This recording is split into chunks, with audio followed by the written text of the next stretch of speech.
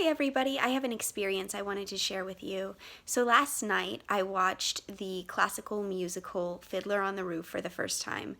And by watched it, I mean watched the first hour or so of it, probably. I don't know, I wasn't keeping track, but just a short period of it because it's 3 hours long and I didn't have that kind of time.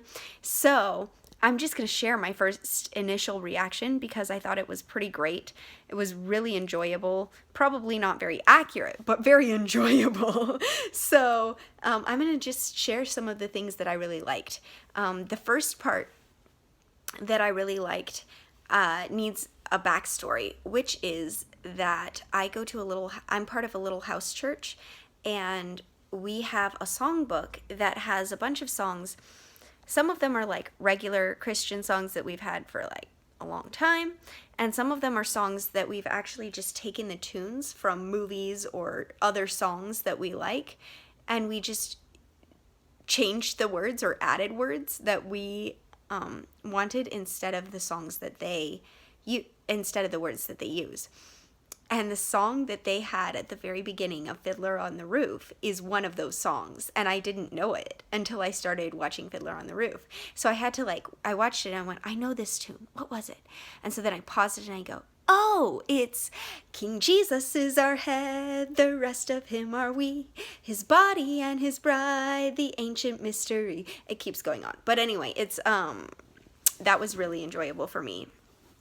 And then there was a little bit into it, a part where some of the girls, they have to find a matchmaker or whatever. They have a matchmaker who's supposed to find them a husband, and it just made me think of the Mulan movie, because they have a song for their matchmaker too.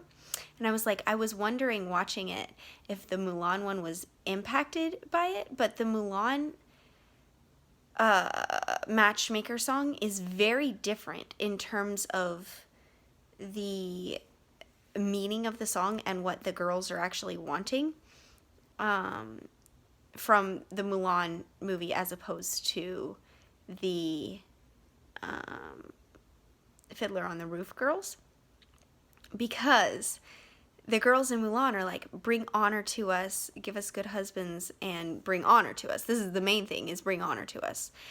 Whereas the girls, the Jewish girls, it's about a bunch of Jews, apparently. Fiddler on the Roof. I didn't know what it was about before.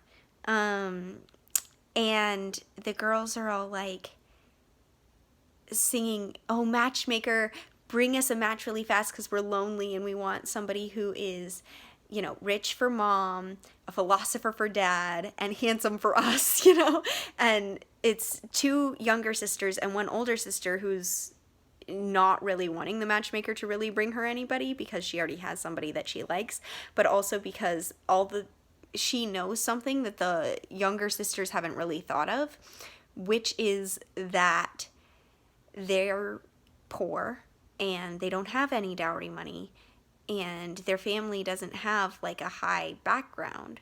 So the matches that the matchmaker brings are not that great. And the matchmaker is a funny character anyway. A lot of the characters are made to be funny, I think, intentionally. So it starts out with the younger sister singing about what they want from the matchmaker.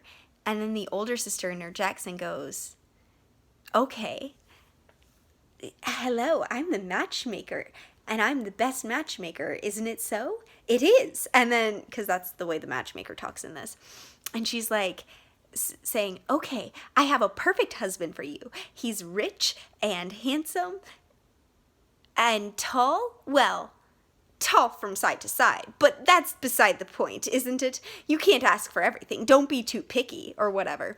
And,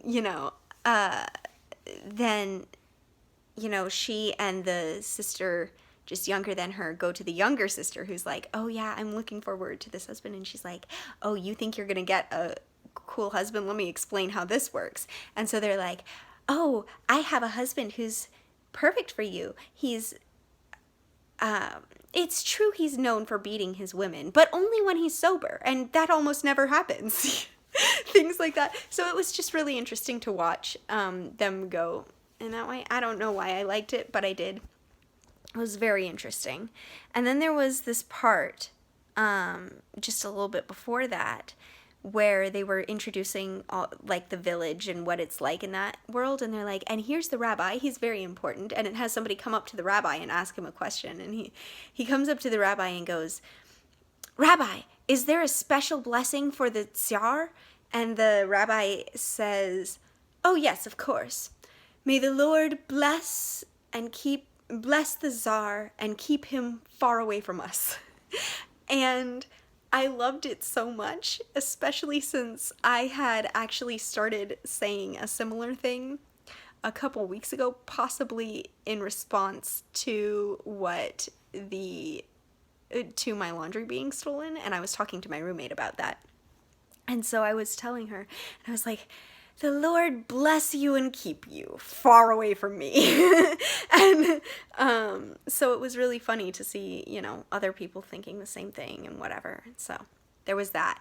And then there's this part a little bit further on where the milkman narrator is delivering milk, and he says something like, as the good book says, you spit up in the air and it lands in your face, or something like that.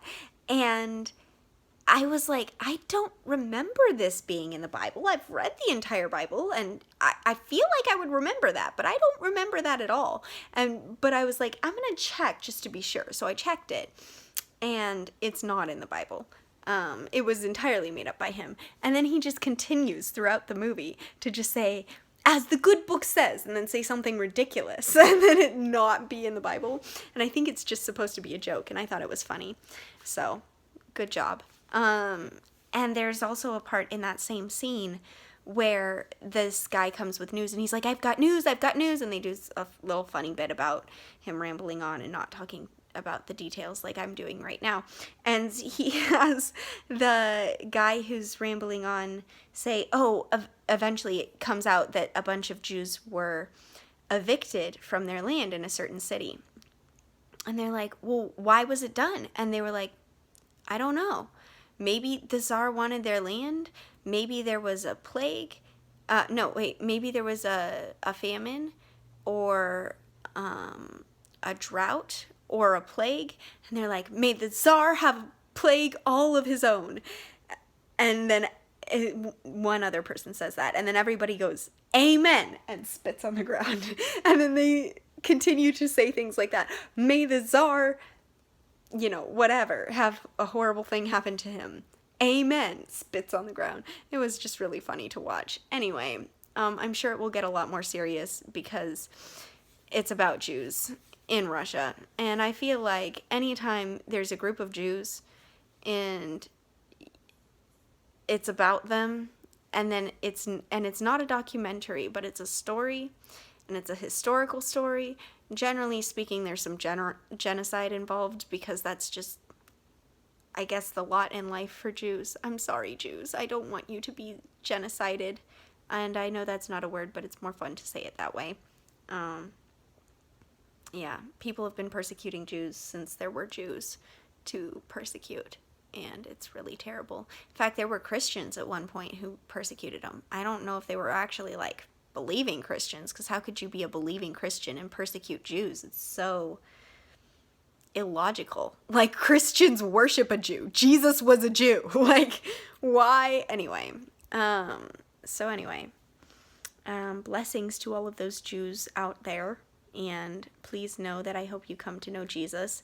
And I don't mean that as an offense. And also, have a lovely life, everybody. I guess I'll talk to y'all later. Bye.